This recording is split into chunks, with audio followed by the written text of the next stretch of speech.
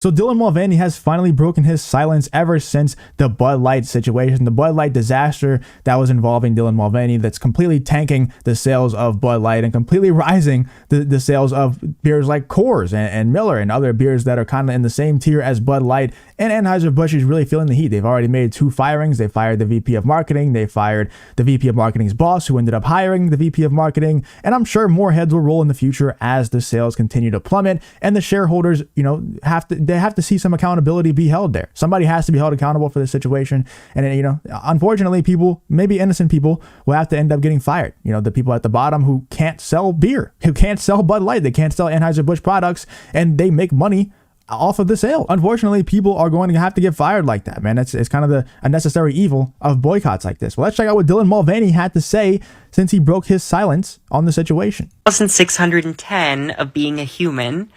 And I'm going to try to leave gender out of this since that's how we found ourselves here.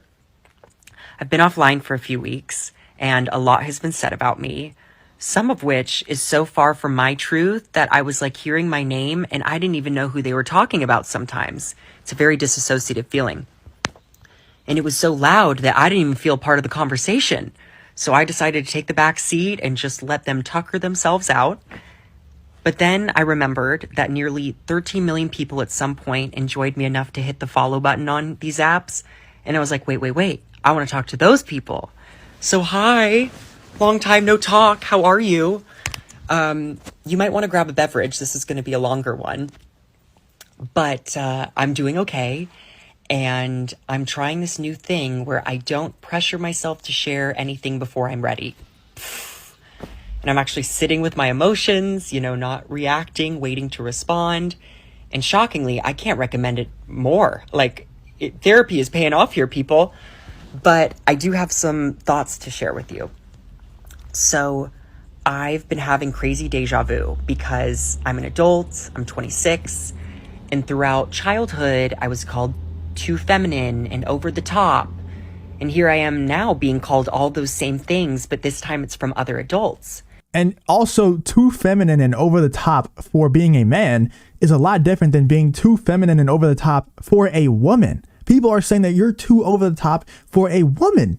Like, it's a caricature of a woman. No woman acts like this. That's what people are saying. Like, it's one thing to be too feminine and over the top for a man. It's not that hard to do because men aren't supposed to be feminine. But to be too feminine and over the top for a woman, to me, it's an obvious grift. Like, it's one thing to be mentally ill and be trans, but it's a completely another thing to just be grifting, to just be faking it, to just be playing a character in order to get brand deals and to get tons and tons of TikTok followers. It's a totally different thing. And I think, look, I'm making a prediction. I made it before. I'm standing by it. In 6 months to a year, Dylan Mulvaney will switch to the right-wing grift. It will say that he escaped the trans cult. He's no longer trans. He's just a straight man now. And the right wing will latch on to him. They'll celebrate him. They're going to have no issue with it because they do the same thing with other people. I'm not going to name any names because I don't feel like going through all that drama again. But there's trans people on the right wing that is very much celebrated. And I don't see how they're so much different from Dylan Mulvaney. I don't see how they're that much different. So I think whenever Dylan Mulvaney does switch to the right wing grift, he'll be celebrated. He'll be welcomed with open arms. And if they're going to accuse me of anything, it should be that I'm a theater person and that I'm camp. But this is just my personality, and it always has been. What I'm struggling with most is that I grew up in a conservative family, and I'm extremely privileged because they still love me very much.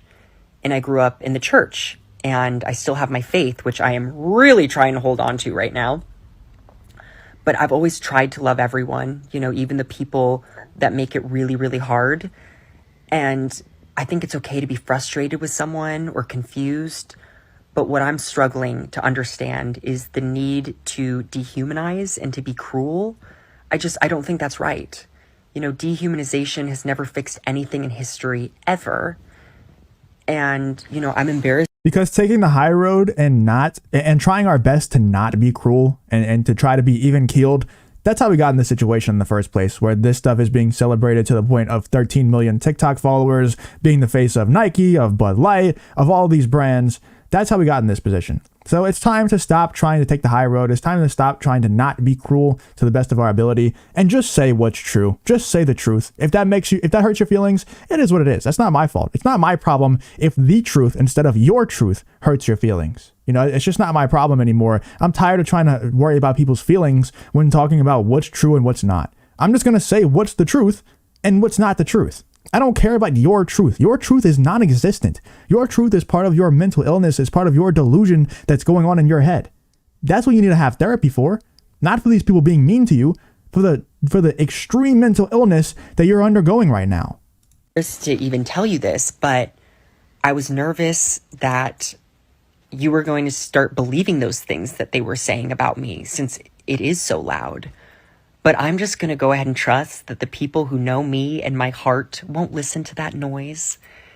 What I'm interested in is getting back to making people laugh and to never stop learning.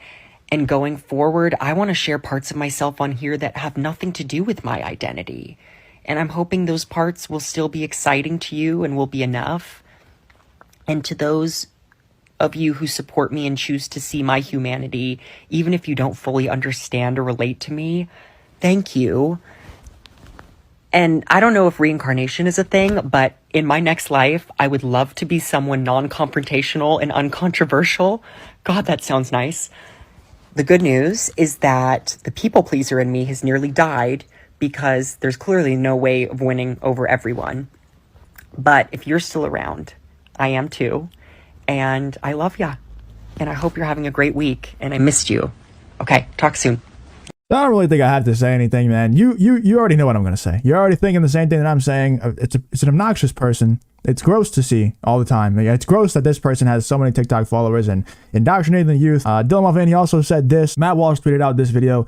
He said, Dylan Mulvaney calls for the arrest of people who call him a man. Do you still think I've been too mean to this guy? And that's exactly what I'm talking about, dude. It's time to stop worrying about being too mean to these people. There's no such thing. It's just, let's tell the truth. If that ends up being like, don't try to go over the top to be cruel. I don't personally, I don't want to do that.